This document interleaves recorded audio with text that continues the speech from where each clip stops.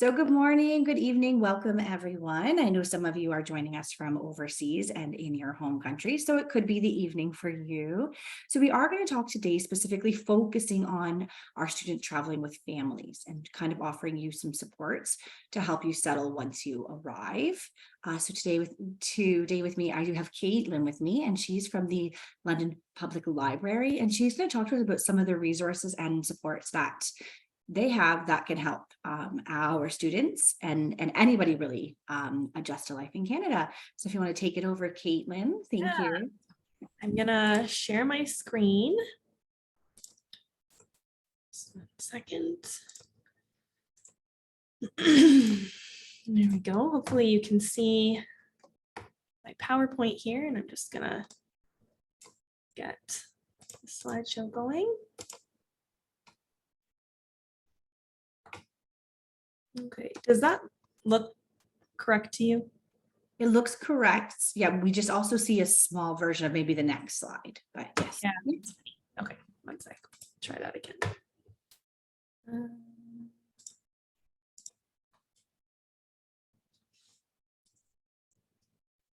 And does that look right?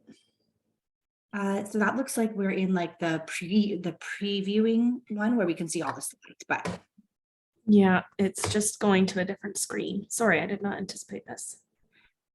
to be honest, this usually happens on the first day of any of my sessions. Yeah, this is not the computer I usually do Zoom on, but it was the one available today. We all work in one big workroom, so. Does that look better? perfect. Okay, thank you for bearing with me. As was said, my name is Caitlin Garnitis. I am a children's literacy facilitator at the London Public Library, which means that I take care of programming across the city, usually specifically for children, but anything literacy related. So that ends up being a lot of different things. But today I'm not going to talk specifically about our literacy programs. I'm going to give you just an overview of what you can expect from the London Public Library. If at any point you have any questions, feel free to pop them in the chat. At the end, I'll also have time for questions, but that way we can answer them as we go. So the library collection here at the London Public Library is a lot more than just books. We do, of course, have lots and lots of books in English, as well as multiple other languages. I believe over 50 different languages in our collection.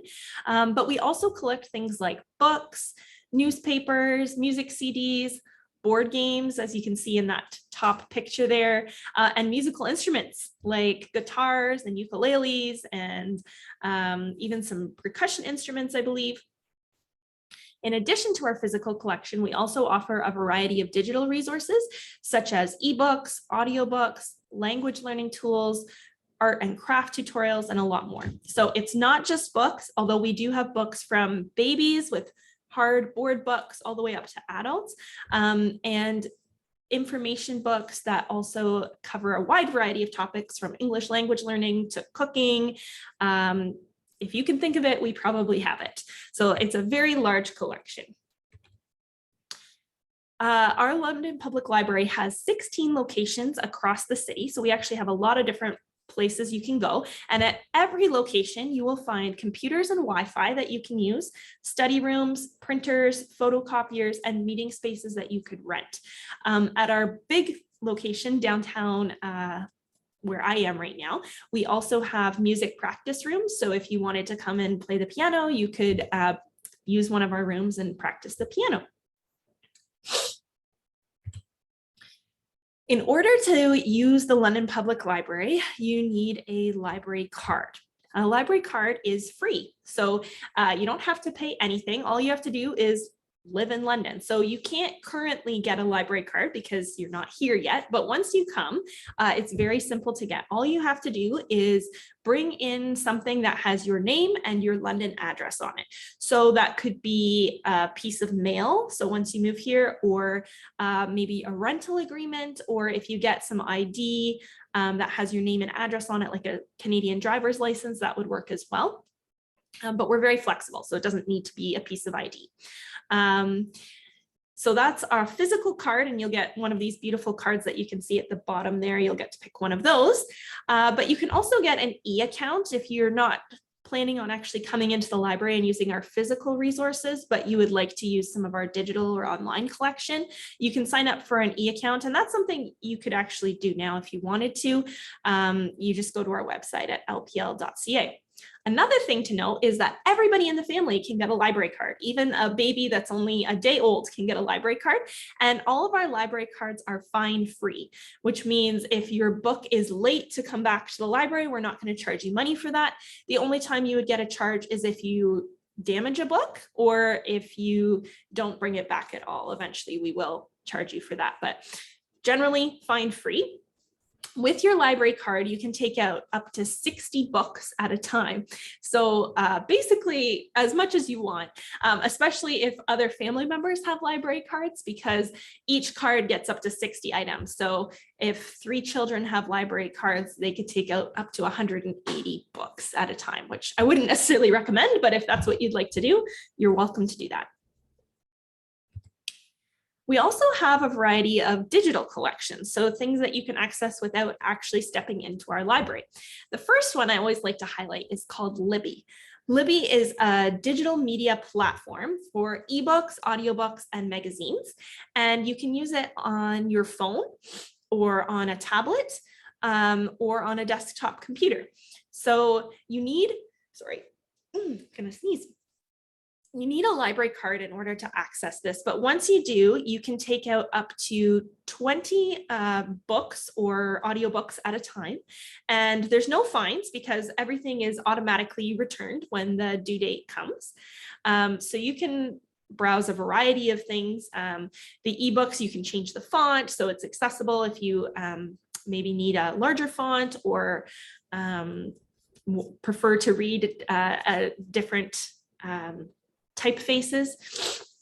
And the audiobooks, you can speed up if you like. So it's handier than a CD in terms of listening. Hoopla is another resource that I like to highlight. It's a digital media service that allows you to borrow ebooks, comics, audiobooks, movies, music, TV shows, and documentaries. So a slightly wider range. The thing with Hoopla is you can only take out 6 items per month on Hoopla. There's no wait time. So on Libby, you sometimes have to wait until somebody else has finished borrowing a book. But on Hoopla, there's no wait time. So you just have a limit of 6 items per month. The cool thing about our Libby app is that you get more than just the London Public Library collection.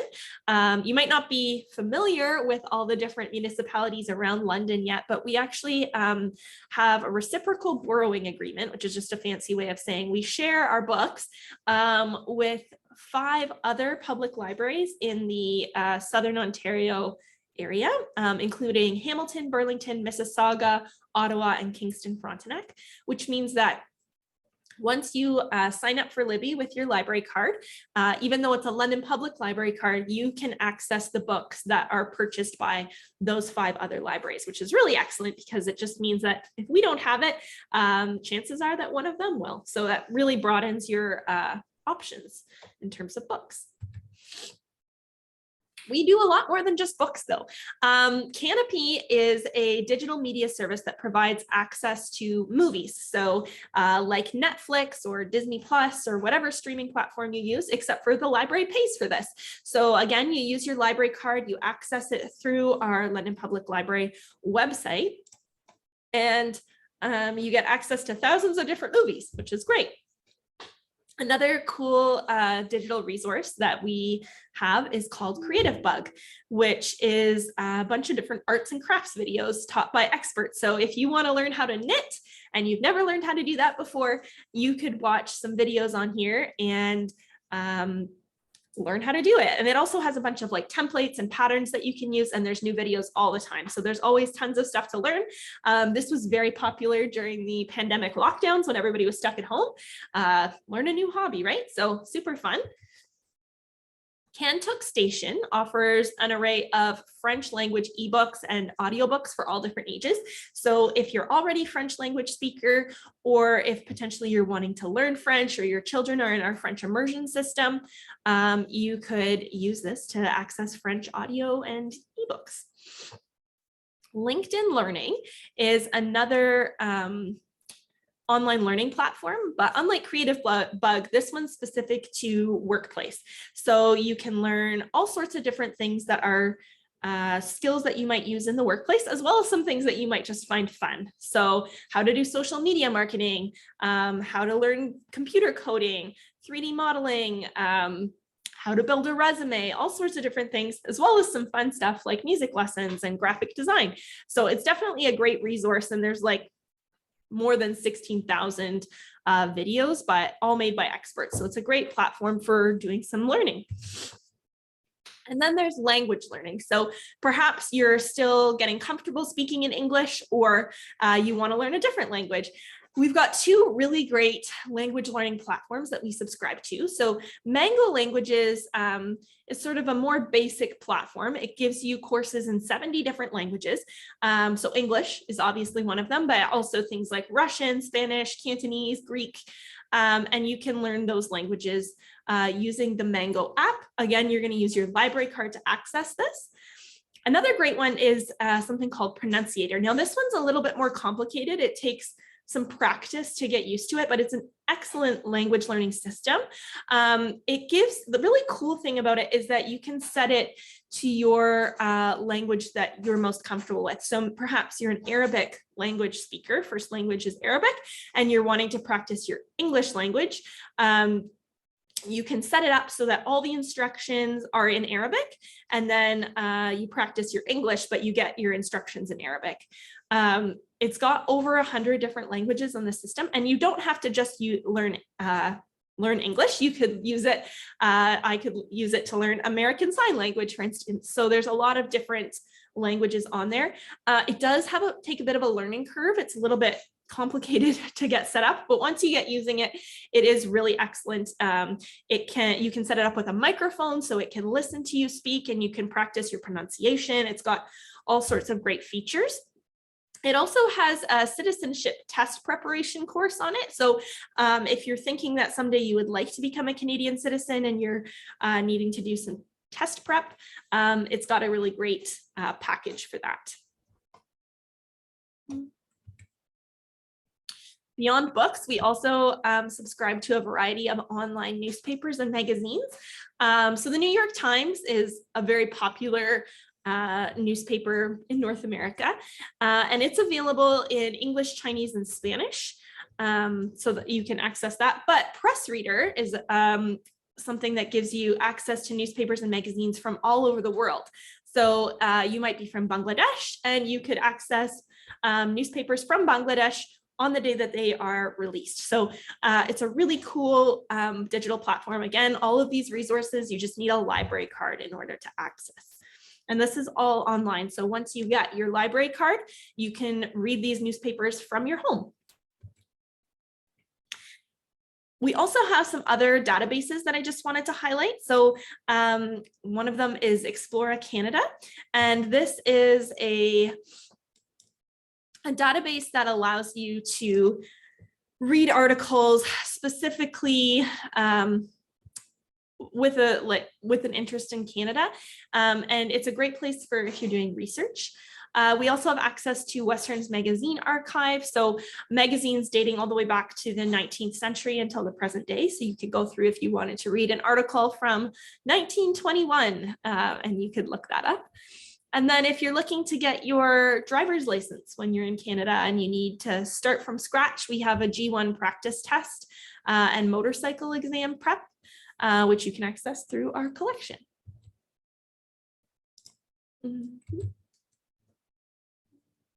Sorry.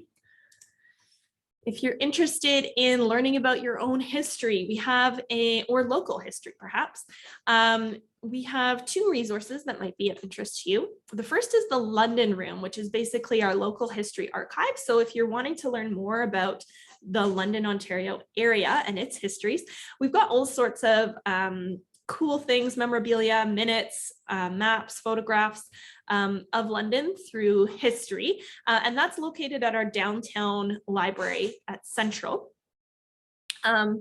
We also, so if you can do cool things like if you move into a house here in London and you want to know the history of who's lived in that house before you, you can go there and do some history digging on your house. Ancestry.com is a resource that we subscribe to. Now, it is digital, but you can only access it at the library. You cannot access it from home. But if you want to look into your own family history, it gives census data, court, immigration records, all sorts of really interesting stuff. So that's something to check out. Now at our downtown location at Central Library, where I am, we have a really cool resource that we call the Labs. And this is a free resource for people that have London Public Library cards. And it appeals to people of all ages. So we have 3D printing, a media lab where you could do digital recording. So some people record music that they're playing or record videos. We have studios where you can do, perhaps you're familiar with like VHSs or cassette tapes and you want to make those into a digital resource. You can use our computer lab to do that.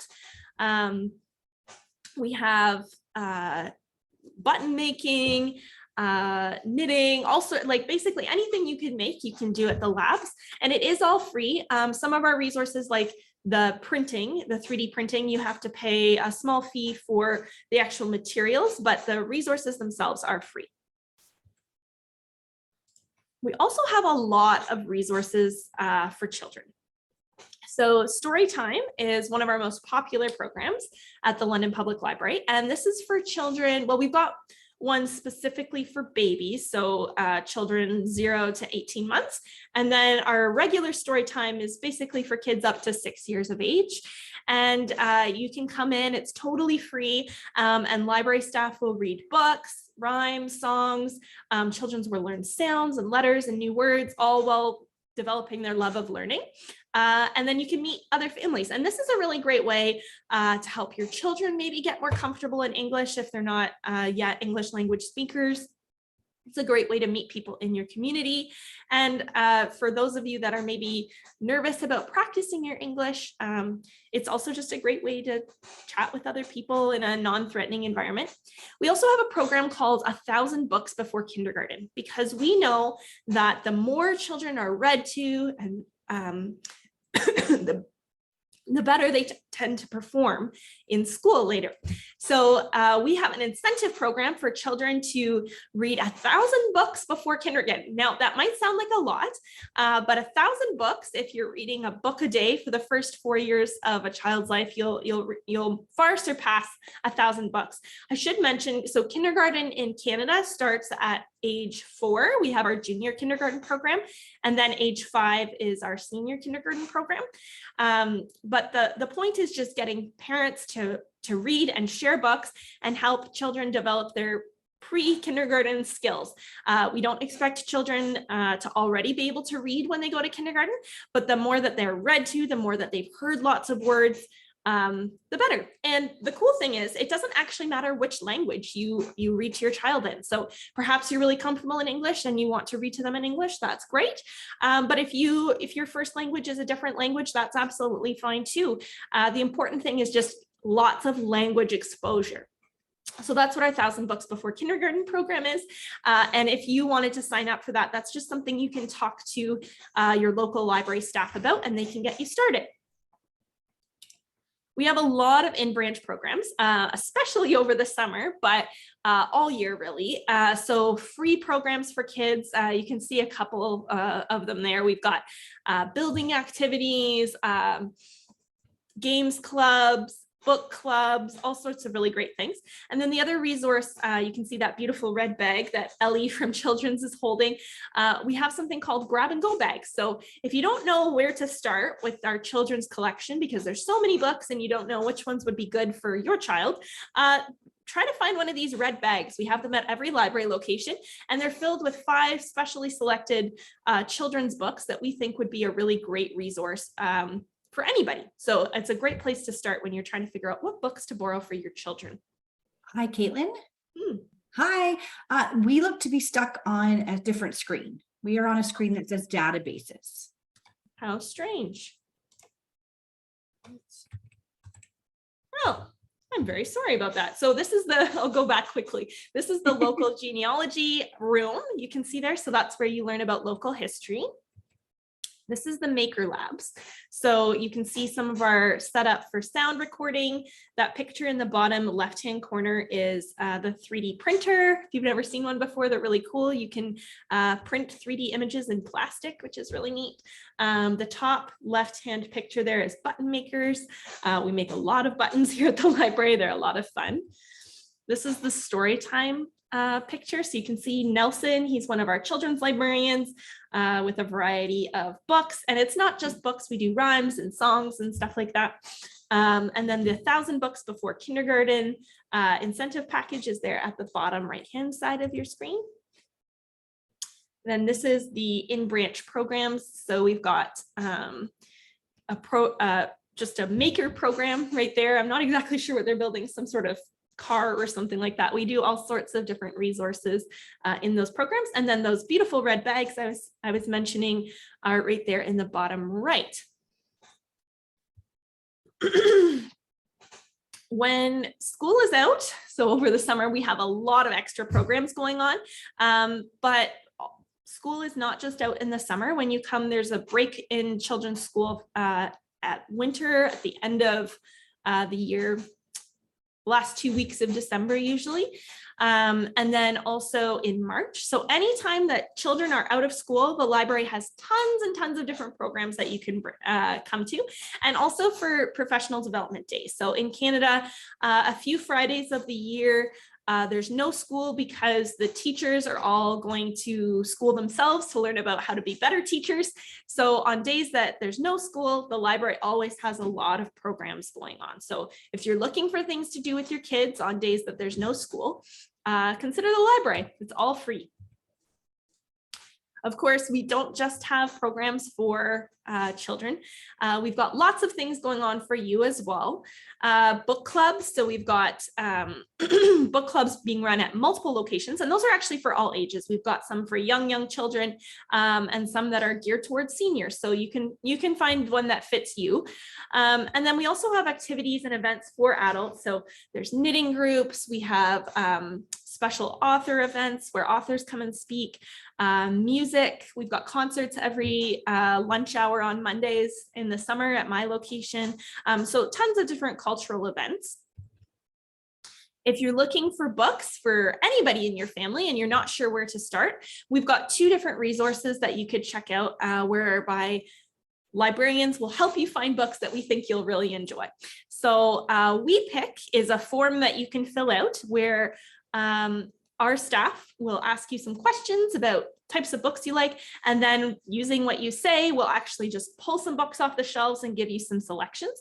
And then Personal Picks is even more specific. There's more information asked for, and then we'll give you a list of books that we think might fit your needs. So if you're ever stumped on what to read, come and talk to us. We're happy to help you.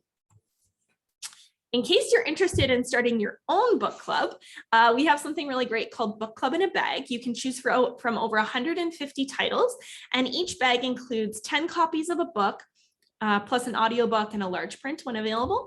And you can take out that whole bag of books and distribute it to your friends, and you can have a book club together. So this is a really popular resource. To learn more, you can always follow us on social media. We have Facebook, Instagram, and Twitter, and we post all of our updates and things like that on there. If there's a library closure, you can follow us there. And we have a lot of other resources that I haven't mentioned, just depending on your interests. So feel free to ask questions, but things like English conversation circles, English mentorship. I run a program for children that are struggling or reluctant readers. So any resource for helping your family learn how to read, speak English, things like that, you can certainly reach out and we can find the appropriate program for you. And I'm curious if you have any questions yourselves.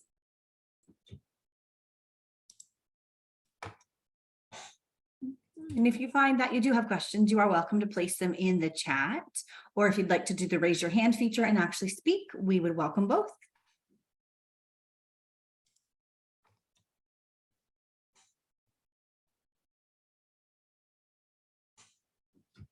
And it might be something that once you get here and you start looking at the resources and sort of planning the way you want your weekends to look or other things with your children potentially, then you might find you have more questions then. And the library supports are fantastic. And there's a library in almost every neighborhood. Yes, yeah. Compared to some cities, we have a lot of locations. I'm just going to pop my email into the chat. If you'd like to, you can put your email down or my email down. And when you come to Canada, if you have any questions about your library or anything that the library can do for you, you can feel free to email me there. And I'd be happy to help you with any questions about the library and transitioning to Canada. Perfect. Well, thank you so much for joining us today and sharing all this wonderful information. Thanks for having me, and we'll see you at the London Public Library soon. Thank you. So welcome everybody. So I'm Crystal Boyd, and I am going to be with you for the next 2 days of the family sessions. And then I will also be joining, if anybody is also going to attend the Fanshawe Cares 10-day series, I will also be hosting that. So we're going to get into some other information today around elementary schools and registering your children and what that looks like and sort of what the options are. But I did see it looks like there was a question first. So let me take a look at that. The G1 testing, so I don't know if they offer practice tests right now. That might be something that you could look into. I know that during COVID, everything moved to an online format, and a lot of things have actually still stayed with an online option, which is kind of nice. But I don't believe that you would be able to do any sort of testing until you were in the country.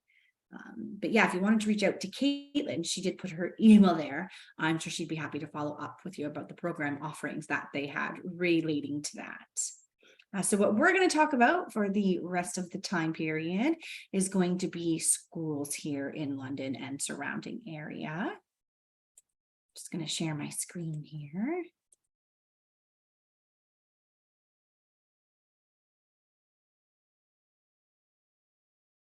Okay. Perfect. So hopefully everybody can now see my screen. So I'm just going to talk to you today a little bit about the options you have when you are relocating with children. So we do understand, and we are actually seeing a lot more of our students that are choosing to arrive in Canada with families.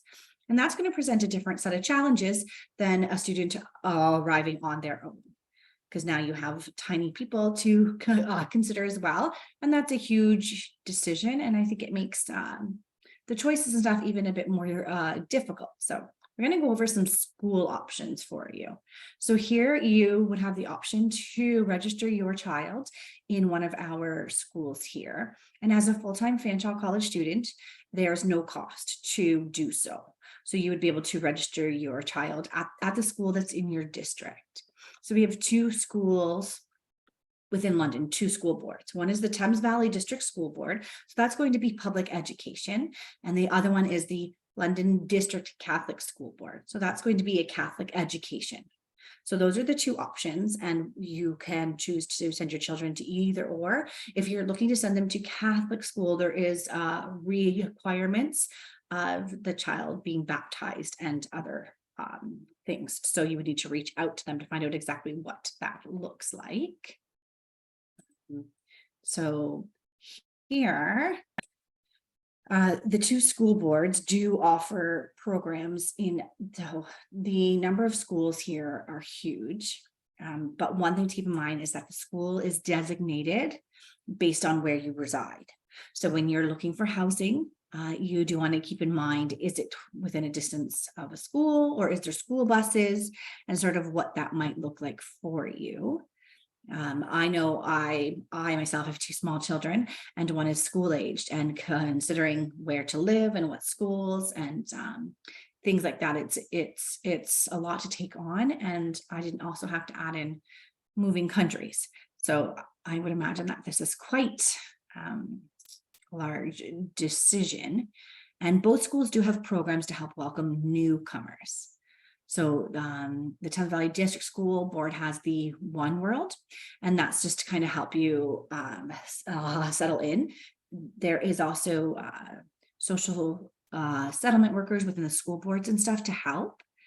So there's a lot of supports for students that are arriving with families. It's just we're just hoping to link you with those supports early on so that you can make the decisions that work best for you and your family.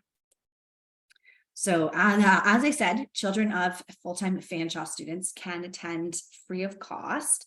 And the programming here is offered from JK to grade 8 for elementary school. So some of students could even start JK at like 3.5, almost 4. They just have to be turning 4 within that year.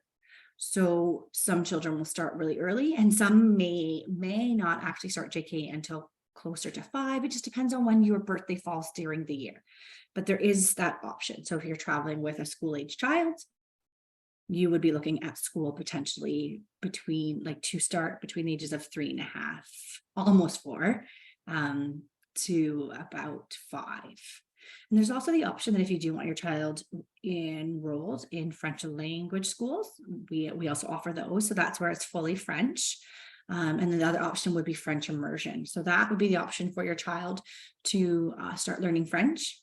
And hopefully it's going to set them up for some different options and potentially continuing French immersion into high school. And then, as I said, we do need to keep in mind of the zonings for elementary school. It definitely is very much based on where you live. And then it's the same thing for the London District Catholic School Board, the same programming ages. So if you're coming with a child within those school age ranges, then that would be an option for you. And our school days here usually start between 8:30 for some schools up until a 9 o'clock start, and then they would finish between 2:45 and 3:20. So, and most of our schools here as well do offer before and after care. So if you had classes, say, starting at 8, so you couldn't wait for a 9 o'clock drop off, you would have the option to register your child in before and after school. There is fees associated with that, but there is those options. So lots of options as far as trying to make the transition a bit easier. And then if you were traveling with an older student who might be over the age of 13, then they would be looking at transitioning to high school here. And there's grade 9s through 12 here. And lots of high schools. And high schools, there's a little bit more flexibility that if you're willing to drive them, you could choose a high school in a different zone. But for grade schools, it's wherever you live. So here I did, and I can send out this presentation into the chat at the end of it. This is the Find My School. So both boards offer a Find My School option. And if you go to their websites, which I've linked there, you can actually put in an address that you're considering renting to see what schools are in your zone and sort of what that might look like. So that's a great feature. And then there's also up here a map, and it kind of shows you the areas. Now, London is quite a bit bigger than it's going to look on this map, but it does show you sort of the region. So a lot of these areas are going to still fall under the same school boards, even though it might not be directly in London. Now, one thing to keep in mind is that there is not a lot of transit options between districts. So if you were to move to, say, Woodstock here, there's not going to be a lot of transit options from Woodstock to London. So if you are attending the Woodstock campus, then you're going to want to look at living in the Woodstock area. And same with St. Thomas, just because it's going to be a bit difficult to get back and forth. But there's schools in all these areas, even in the small little townships and stuff, there's often schools. So lots of options. They all fall under the same school boards. And we have a pretty good education system here in Canada. And it's it's great that there's the added benefit that it's free of cost to you while you're a full-time student to put your child in school. Yeah, so that's the start of that. And as I said, I will put this in the chat so you have access afterwards. So if you're new to Canada, which you all would be, and hopefully you're coming and feeling a bit excited about what this might look like, but we also understand there's a lot of added worries. But we are hoping to ease some of that. And tomorrow we are going to have Paul Van Dyke with us from the City of London, and he's going to talk to us about daycare subsidies and such. So that's going to be sort of the options for children if you have, if you're traveling with children that are not yet school aged. So then you would be looking at potentially daycares and stuff so that you can attend school. And London luckily does offer subsidy even to newly arrived students. So that's a great option, which Paul will talk to us more about tomorrow. But yeah, so here there is the links to sort of their new to Canada sites, and sort of walk you through some options they have, some settlement services. There is a lot of community organizations that do assist with that, so that when you are arriving, hopefully you have some added supports. Okay, so I will send those both out as well to you. And then I see there's a question in the chat. Let me see if that was. Okay, so there's a question here, and it just says, is Arbor Glen Crescent near Fanshawe College main campus? Is it safe area and good to live or not? So Arbor Glen, if I'm correct, I believe is off of Kipps Lane. A lot of the areas, it's going to be a real mix. So COVID kind of changed, I think, the threshold of neighborhoods because the markets went crazy and stuff. So I feel like it's kind of got a really eclectic mix there. Arbor Glen, I think it's anywhere could be potentially unsafe depending on the choices you're making and the friends and the kind of people that people are spending their time with. It is not too far from the college. It's definitely one bus route away. I wouldn't say it's the safest area, but I don't know for sure sort of what that area looks like as far as like criminal activity and stuff. There should be a way to look that up. And I can try to find that for you and have that for you tomorrow, sort of a way to search the areas. You do have a couple of good school options there. The French immersion school in that area is really good. And with French immersion schools here, because there's only a couple of them, they're kind of zoned into 4 huge areas. So it's going to be a real big mix of students from all over London in any of our French immersion programs. There's lots of families in the Arbor Glen area for sure. But as I said, I can try to take a look and find out more about the specifics on the area. I live outside of London myself, so I'm not 100% sure. But yeah, but if you're okay with that, Lewis, I can definitely provide you a link tomorrow. So I will look to find that today. Okay. Living in an apartment in that area is safe. Which are the best areas to live near Fanshawe College main campus? So what I would say to you is not to focus so much on being so close to main campus or Oxford campus. Sorry, I don't main campus for some people. They find it that they don't like the use of that because all of the campuses are great and have different perks. But there's so many buses within the City of London. And you do get a complimentary bus pass with your fees. So you've paid for it with your tuition. So all of our students get the bus pass. So even if you're not finding something right close to the college, that's okay because there's going to be a bus pretty much from anywhere within London. And the more you kind of look outside the immediate area, you might find some more options. But I guess it depends on your comfort level. And if you really want to be close to the college, there is a lot of areas and a lot of student housing off of Fleming. And that would be pretty close to the college. There's if we were to do a map of like the Fanshawe area, you could see sort of what's around there. And if you want, I can do that tomorrow too. I can prep some of the stuff with that. So there's a question here. What about the downtown area? Is it good to live? So I think for some people love living downtown. It's going to be very busy. It's going to be much more congested. There's not as many houses. So you might be looking at more of an apartment style. It's going to be nice and close to a lot of things. The downtown core area, I think, is under a lot of renovations.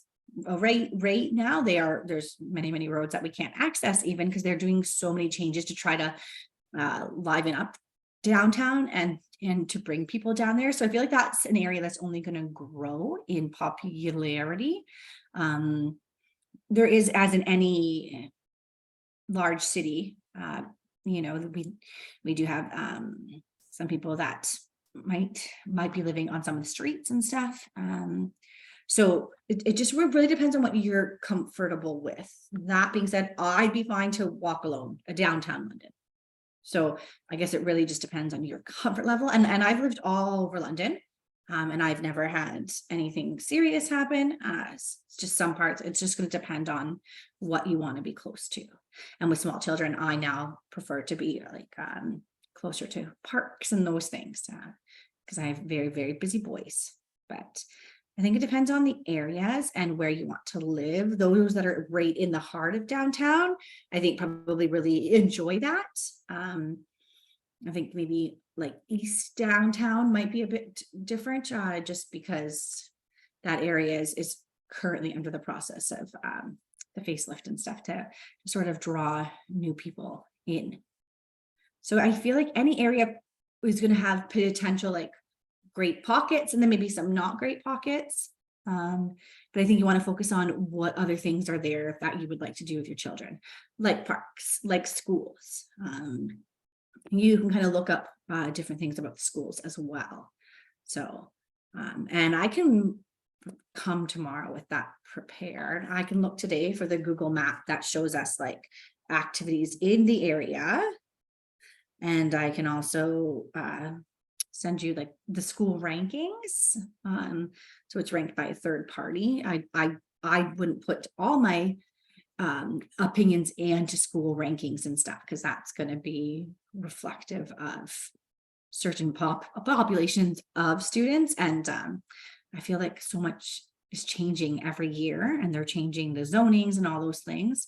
So I feel like it's really hard to get a real good grasp of what that looks like. But any school here, you are going to be able to get your child a good education because they're all going to follow the same formats and the same learning outcomes.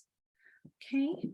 So hopefully that answers that a bit. I personally can't say, oh, hey, go and live in one specific area. It's going to be specific to what your needs are. And if an apartment works for you, or if a townhouse works for you, or maybe a duplex, sort of what options work best for you. My children are very active, and an apartment would likely not work for them. Because homeless people live in the downtown area. They say it is not good to live there. Is that true? I think most people that I've ever met that are homeless, like that I've ever walked by and given change to or bought a coffee for, I've never had an issue. I think most people that are homeless are trying to stick to themselves and maybe just hoping like for some kindness, but I don't think they're really causing a lot of like issues. Like, I don't think someone who lives on the street is going to bother you or harass you or scare your children. I think they just don't have homes right now. It's COVID really did a number on the housing markets and on the rental markets and stuff. And I think a lot of people just haven't been able to get caught up and get ahead. So as I said, I would walk downtown. I've taken my children to events downtown. There's the Budweiser Gardens has all kinds of events. There's like live little activity fairs right in the core of downtown. There's Sunfest was just there, which was a great big huge like festival with food and stuff. So tons of people bring their children downtown, and tons of people live downtown. I think people hear that people might be living on the streets or in tent camps and think that automatically makes it unsafe. And I think it's really about what you feel okay with. But as I said, I have taken my children down there for many things and I've never had a problem. So daycare facilities. So we do have a lot of daycares. However, there is a lot of demand for them, especially for babies. So if you are traveling with a child under 18 months, it may be really difficult to get into an actual center. So then you might have to look at home daycare options. But we are going to have Paul Van Dyke with us tomorrow, and he works for City of London, specifically in the subsidy area of daycares. So he can help us with that. But just do be prepared. The hardest spots to find are going to be for littles under 18 months. And that's just because of the staff to child ratios. The younger the child is, the greater the staff ratios have to be. So, but we will definitely get into that tomorrow. Thank you for the questions. This is what we're hoping these sessions will look like, is a way to answer questions and help navigate the move to Canada. And if you do find you have more questions about that, you can also send us an email to fanshawecares@fanshawe.ca, which I can put in the chat. And it's myself or my colleague that answer those emails. And we'd be happy to kind of help you with those questions. But I think anywhere is going to be what you make it. But as I said, I'm happy to find the links for tomorrow's session to link you with the neighborhoods.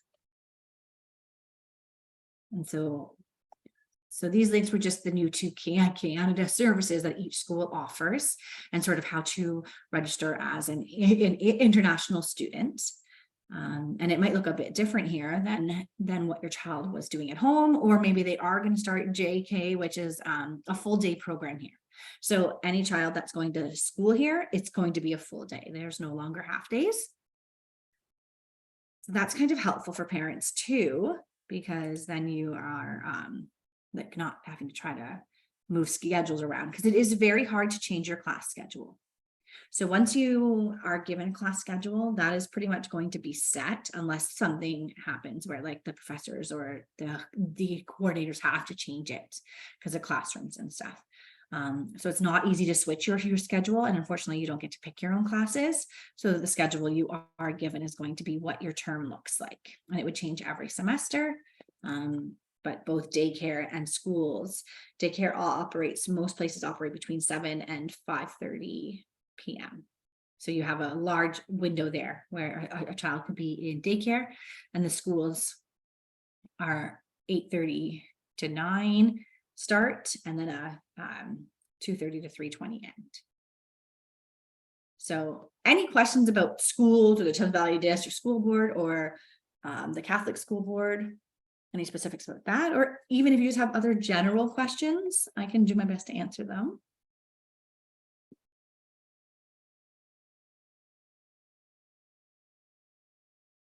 And what I can do is I can definitely get you those links for tomorrow. And then I will close this presentation. And then I will share it in the chat. That way I'm able to add it in.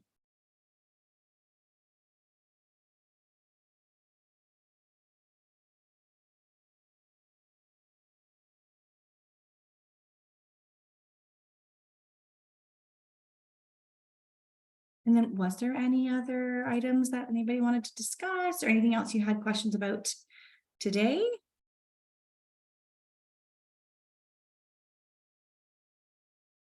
There you go. I am placing the PowerPoint in there, sending it to you. So now you'll have the links to look for the school zones and sort of what looking at addresses. And there is going to be areas that are going to be nicer than others and sort of have less issues, which I will add in tomorrow so you can take a look at that. Now you're all traveling with family, so you're not as likely to encounter this, but we are finding that some of our students are they are living like 3 or 4 students to a room, and that's causing like fire and safety issues and stuff. So I would caution against that sort of stuff. But as you're arriving with family, you are more likely looking for a small unit that's private, because you would want that with family. Yeah, so if you have questions about specifically arriving to Canada, we do arrival sessions every second Wednesday. So the next one is going to be on July 19th. And it would be my colleague Kayla hosting it, I believe. And it just kind of goes over what to expect with planning to arrive. The Fanshawe Cares program, we do offer the family transportation credit. So when you fill out your ISF, if you say that, yes, you'd that you're traveling with family and you'd like the shuttle, then we send you out an email with some booking options, and you would book your own transportation and then submit the receipt for a $100 credit. So we'd love to support you with that. We do understand that arriving with family is going to come with a lot of extra pieces, a lot of extra things to consider. Then we'd also provide shuttle service if you're just traveling alone or if you're going to an area campus. And then, yeah, so the arrival presentation will also talk to you just about even like what to have prepared for your entry to Canada, what that might look like and stuff. Yeah, so if you're arriving with family, what is the cost to travel in the same shuttle that is offered just for students? Yeah, so we book students that are traveling alone on the Robert Q shuttle. And that shuttle is going to take them directly from Pearson Airport to the Robert Q depot. And then they would be responsible for getting to their home. So that shuttle for a student costs around, I want to say like $90 plus tax. If you were looking to book your family on the same shuttle, so you as a student would be that same price. And then I believe that a non-student adult is around like $110. And then I'm not sure about children because I've never booked children on the shuttles, but I would assume it was like a bit less than the student fare. So maybe $80. And so you would just combine that total together for it. So you would book it yourself, and then you would send us your receipt, and then we would reimburse the specific portion. So it ends up being you are getting the same coverage as the student would as far as the cost, because we are no longer doing any sort of home drops either for students traveling alone. So it's so that's what that would look like. But you could definitely book your family on the shuttle. I think a lot of people traveling with families choose to book one of our private transportation partners. And that's just because then it's the pickup can often be much more specific, and then you're going directly to a home address. So it really depends on what your needs are and how many people you're traveling with. So if you were just traveling with you and a husband, let's say, then I would say the shuttle is going to be your cheapest option. But if you're traveling with yourself, a partner, and a couple children, then private might still work out to be about the same price. So it really depends, but you can look into the total cost first before confirming anything.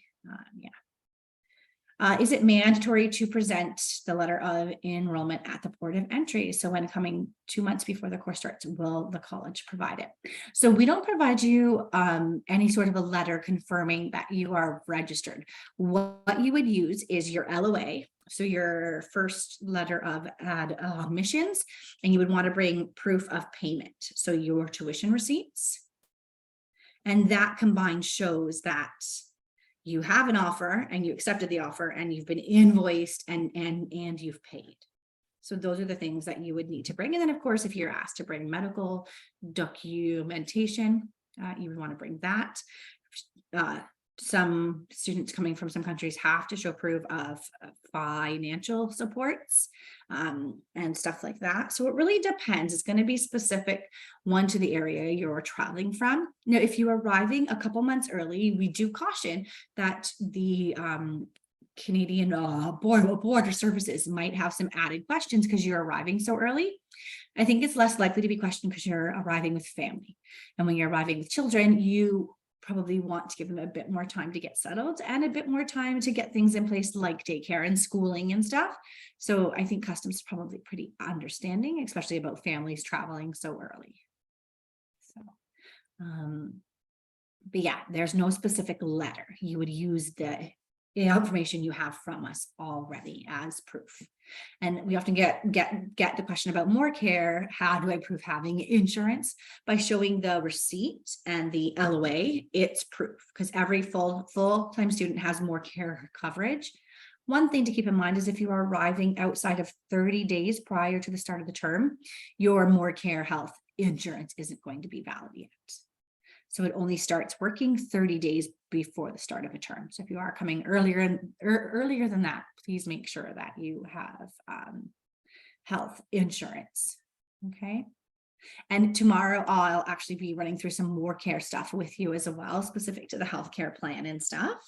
And then we'll also have Paul with us here to talk about subsidy and daycare. So hopefully you found the information helpful today. I will try to have more specifics about how you can actually look up the specific areas as far as what's happening in within them. And then that might help you to make a better choice as to whether you feel like it's a safe option or not. And yeah, so thank you guys so much. This is great. I love when the sessions have lots of questions and it's really engaging. It definitely makes it feel a lot less one-sided and like I'm just talking at you. So hopefully you're all back tomorrow. And we will go over sort of the daycare and subsidy options, as well as some more care. And I will, of course, have the Google Maps link to search neighborhoods as well. So I hope you all have a great rest of your day or evening, depending on where you are. And I'm looking forward to chatting with you all again tomorrow. And then following that, there is the 10-day series next week, which is more general. It's not specific to families, but it's specific to every student. So every service is kind of covered that's offered. So that's a great program as well to make sure that you tune into. So I will see you all tomorrow. And thank you guys. Okay, thank you, madam. Oh, you're welcome. Thank you. Thank you.